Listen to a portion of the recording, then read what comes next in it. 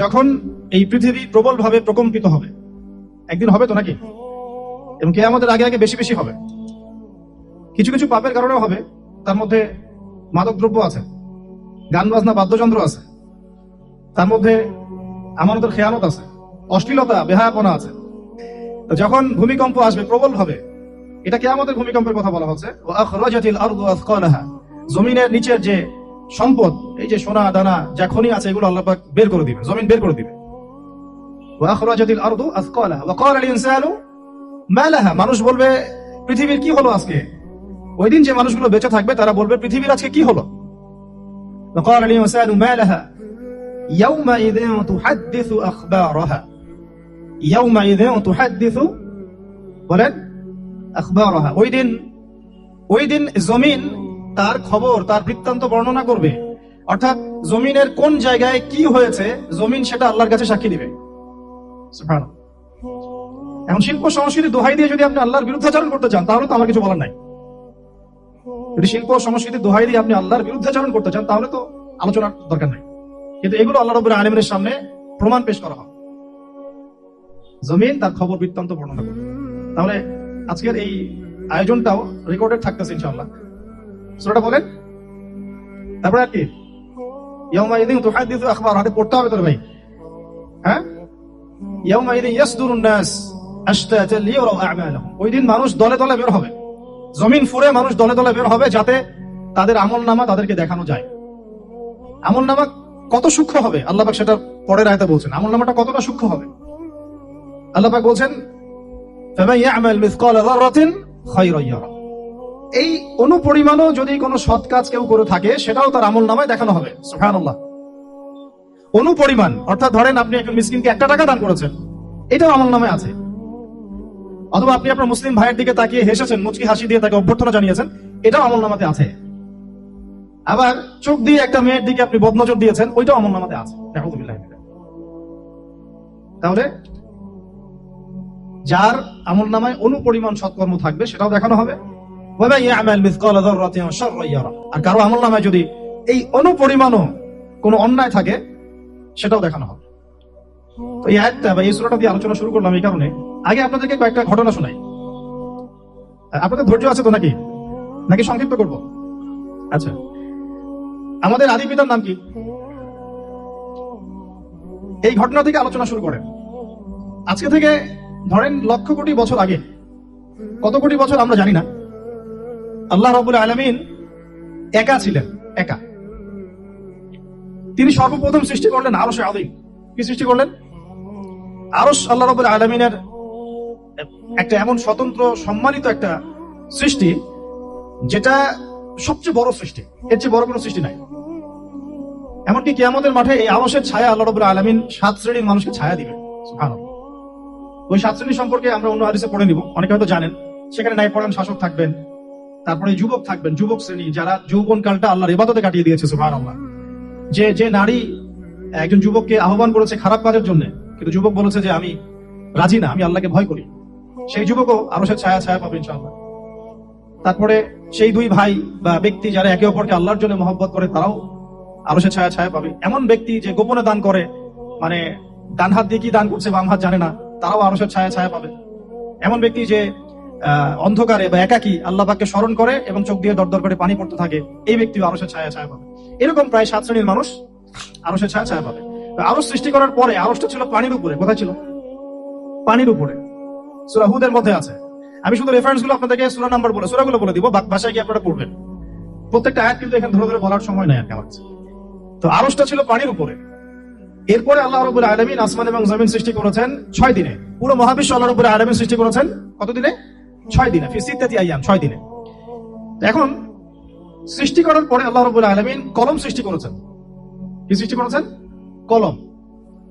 ইলমের সাথে যে কলমের সম্পর্ক, এটা একটু পরে আরো ক্লিয়ার হবে আপনাদের কাছে। আল্লাহ পাক কলম সৃষ্টি করে বলেছেন উক্তুব, কলম তুমি লিখো। কলম তো আমাদের সংজ্ঞা মতো জড় পদার্থ, তাই না? হ্যাঁ, আল্লাহ পাক বলছেন কলমকে তুমি লিখো। তো কলম কথা বলছে, মাযা আকতুব, আমি কি লিখবো? আল্লাহ পাক বলছেন লিখো, কিয়ামত পর্যন্ত যা যা হবে সব লিখে ফেলো। এরপর আল্লাহ রাব্বুল আলামিন লাউহে মাহফুজের মধ্যে একদম from the very beginning till the last day of judgment প্রত্যেকটা কথা লাউহে মাহফুজে লেখা আছে। এমনকি আপনার কার সাথে বিয়ে হবে সেটাও, কয়টা বাচ্চা কাচ্চা হবে সেটাও। তাই এত অস্থির হওয়ার দরকার নাই, রিজিকে যা আছে আসবে ইনশাল্লাহ। লিখা যদি হয়ে থাকে আসবে না, আসবে ইনশাল্লাহ, সবর। তো এই জন্য মুমিনদেরকে বলা হয়েছে তোমরা কখনো হতাশ হবে না, কারণ তাকদীর লেখা হয়ে গেছে, হতাশ হওয়ার কোনো কারণ নাই। একটা প্রবণতা আমরা সমাজে দেখছি আত্মহত্যার। ইয়াং জেনারেশনকে আমরা নসিহত করবো যে ভুলেও নিজের জীবনকে বিসর্জন দিতে যাবেন না।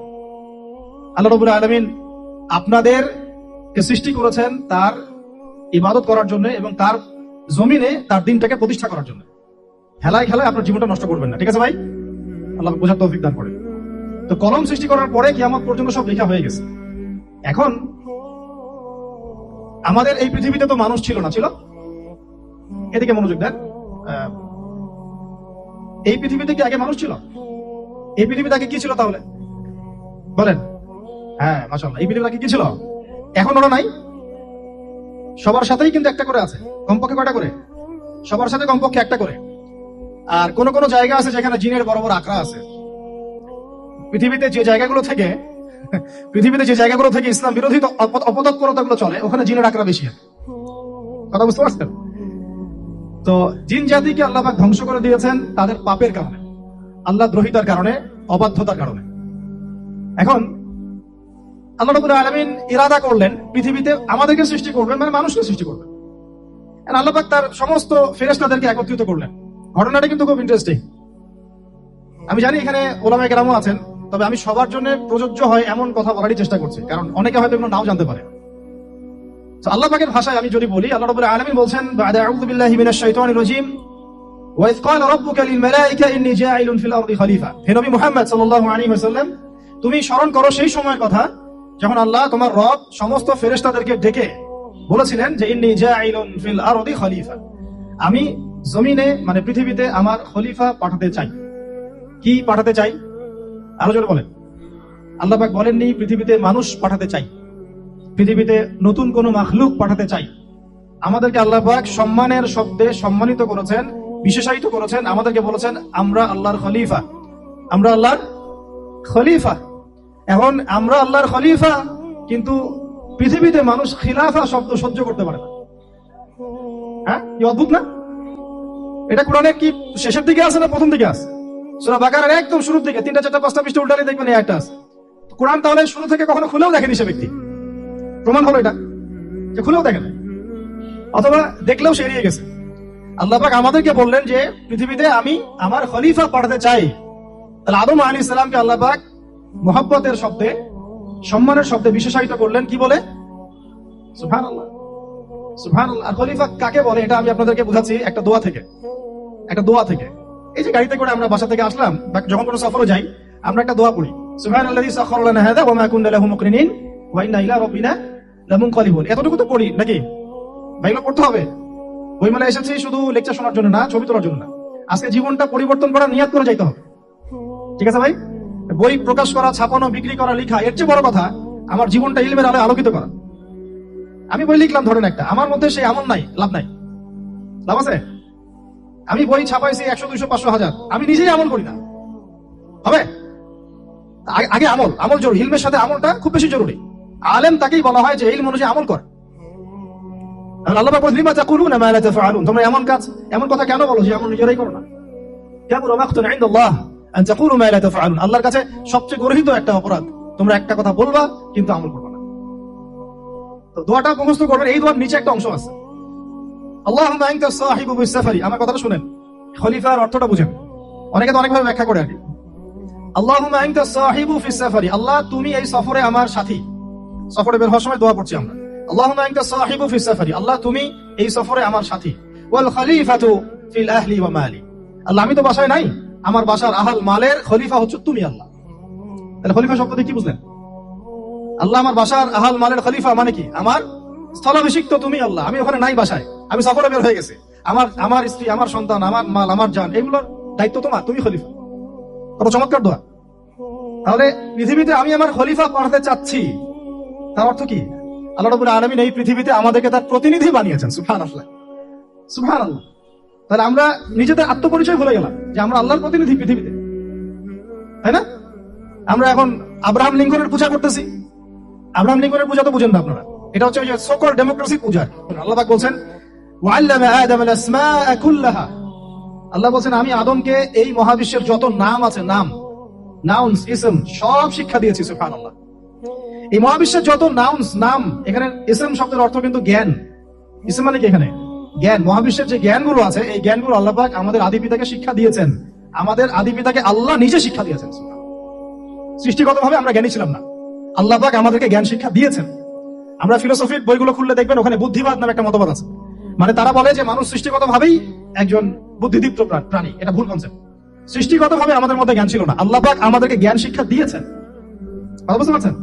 একটা মতবাদ তাদের আছে অভিজ্ঞতাবাদ, মানে মানুষ অভিজ্ঞতা থেকেই শিখে। আর কাছে সমন্বয় মতবাদ, আপনারা তো এগুলো অনেকে পড়েছেন হয়তো। এর বাইরে যে একটা মতবাদ আছে যে আল্লাহ পক্ষ থেকে ওহী ভিত্তিক মানুষ জ্ঞান শিখে, এই মতবাদ কোন দার্শনিকের বইয়ে স্থান পেল না। কি আফসোস, কি আফসোস। অথচ মুসলিম হয় দার্শনিক তারা। আমরাও পড়েছি ভাই 4 বছর এই কারণে গেলেই। কি আফসোস, আল্লাহ পাকের ওহীর পক্ষ থেকে যে জ্ঞান আসতে পারে এইটা কনসেপ্টই নাই। অথচ এখানে কোরআনে আল্লাহ পাক বলছেন ওয়াল্লামা আদম আল আসমাআ কুল্লাহা, আমি আল্লাহ আদমকে সমস্ত নাম শিক্ষা দিয়েছি। সুবহানাল্লাহ। এরপরে এই যে জ্ঞান আদম আলাইহিস সালামকে আল্লাহ পাক শিক্ষা দিলেন, এর ফলশ্রুতিতেই আল্লাহ পাক বললেন যে ওয়াইজ কুলনা লিল মালায়েকা উসজুদু লি আদম, হে ফেরেশতারা তোমরা এখন আদমকে সিজদা করো। কি ফেরেশতাদেরকে দিয়ে আল্লাহ পাক আমাদের পিতাকে সিজদা করালেন কিসের মানদণ্ডে, কিসের কারণে? জ্ঞানের কারণে। জ্ঞানের কারণে ফেরেশতাদেরকে আল্লাহ পাক বললেন যে এই নামগুলো বলে দাও তো তোমরা। তারা বলতে পারলো না। তারা বললো লা ইলম আল্লাহুম্মা লা ইলমা লানা ইল্লা মা আল্লামতানা, আল্লাহ আমাদের তো সেই জ্ঞান নাই, শুধু ওইটুকু জ্ঞান আছে যা আপনি আমাদেরকে শিখিয়েছেন। তখন আল্লাহ পাক বলেছিলেন যে আমি যা জানি তোমরা তো জানো না, আমি কি বলি নাই যে আমি আসমান জমিনের গায়েবের সব খবর জানি? তখন আল্লাহ বললেন যে তোমরা সবাই সিজদা করো আদমকে। তাহলে আমাদের পিতাকে খলিফা করা হলো, জ্ঞান শেখানো হলো, আল্লাহ পাক নিজে শেখালেন, ফেরেশতার মণ্ডলীদের দিয়ে সিজদা পর্যন্ত করালেন। কিসের মানদণ্ডে? আরো আসতে বলেন, জ্ঞানের মানদণ্ডে। এখন যদি আমরা একটু প্রশ্ন ছুড়ে দেই নিজ নিজ বিবেকে, আমরা কি সেই ওহীর 10টা সূরা শিখেছি? 10টা পারা কি পড়া হয়েছে কখনো? 10টা সূরারও কি অর্থ জানি? অনেকে তো 10টা আয়াতের অর্থ জানি না। আমরা কি সেই ওহীর 10টা হাদিস শিখেছি? তাহলে আমরা কোথায় সম্মান খুঁজতেছি? পশ্চিমাদের কাছে? বলেন। সত্যি সবচেয়ে আফসোস লাগে আমার একটা জিনিস, যে মুসলিমরা আমরা এখন আমাদের আত্মপরিচয় ভুলে যাচ্ছি। আর আল্লাহ পাক আমাদেরকে যেখানে সম্মান রেখেছেন ওইখানে সম্মান না খুঁজে আমরা অন্যের দাসত্বের সম্মান খুঁজতেছি। আল্লাহ আমাদেরকে বোঝার তৌফিক দান করেন। এটা অজ্ঞতার কারণে হচ্ছে। আমাদের কাজ তাদেরকে সচেতন করা বা তাদেরকে মেসেজ পৌঁছে দেওয়া। আমরা উগ্র পন্থা অবলম্বন করব, আমরা হিকমার সাথে প্রজ্ঞার সাথে মানুষকে বোঝানোর চেষ্টা করব। এগুলো বোঝানোর অংশ। এখন আচ্ছা একটা কথা আপনাদেরকে বলি, একটা কথা আমি মাঝখানে মিস হয়ে গেছে। এই যে আল্লাহ পাক আমাদেরকে খলিফা করে পাঠিয়েছেন, খলিফার কাজ কি? প্রশ্ন না? আমাদের কাজ কি তাহলে? এই কাজটা আল্লাহ পাক আবার ব্যাখ্যা করেছেন সূরা সদের মধ্যে। কোন সূরায়? সূরা সদ। সদ নামে একটা সূরা আছে, সূরা ইয়াসিনের আগে পড়ে পাবেন। তো এখানে আল্লাহ পাক আরো একজন নবীকে তার খলিফা বলেছেন। সেই নবীর নাম দাউদ আলাইহিস সালাম। কি নাম? আর খলিফার কাজটা কোথায় পাবেন? কোন সূরায় ভাই বলেন? সূরা সদে আল্লাহ পাক দাউদ আলাইহিস সালামকে খলিফা সম্বোধন করে বলছেন ইয়া দাউদ। কি চমৎকার আহ্বান! ইয়া দাউদ, হে দাউদ, ইন্না জাআলনাকা খলিফাতান ফিল আরদ। দেখো আমি আল্লাহ তোমাকে পৃথিবীতে খলিফা করেছি। কি করেছি? খলিফা করেছি। তোমার কাজ কি শোনো। ফাহকুম বাইনান নাসি বিল হক। বোঝার চেষ্টা করেন একজন খলিফার কাজ কি। খলিফা মানে আল্লাহর প্রতিনিধি, জমিনে যে দায়িত্বশীল, অন্য মানুষের উপরে যে দায়িত্বশীল, তার কাজ ফাহকুম বাইনান নাসি বিল হক, মানুষের মাঝে ন্যায় বিচার প্রতিষ্ঠা করবে। এটা তোমার কাজ। তাহলে এখন যারা আমরা এই জায়গায় আছি বা ভবিষ্যতে আসবো, আরো কাল আগাতে থাকবে, সময় আগাতে থাকবে, নতুন নতুন নেতৃত্ব আসবে, সবার ফাংশন একটাই, ফাহকুম বাইনান নাসি বিল হক। আমাদের কাজ হবে মানুষের মাঝখানে কি করা? ন্যায় বিচার, বিচার ফয়সালার ক্ষেত্রে ইনসাফ করা, ন্যায় বিচার করা। ন্যায় বিচার তো এখন জাদুঘরে আছে নাকি? হ্যাঁ, কোন কোন ক্ষেত্রে আমরা চাই না যে ন্যায় বিচার জাদুঘরে যাক। আমরা চাই আবারও ন্যায় এবং সাম্যের সমাজ প্রতিষ্ঠা হোক।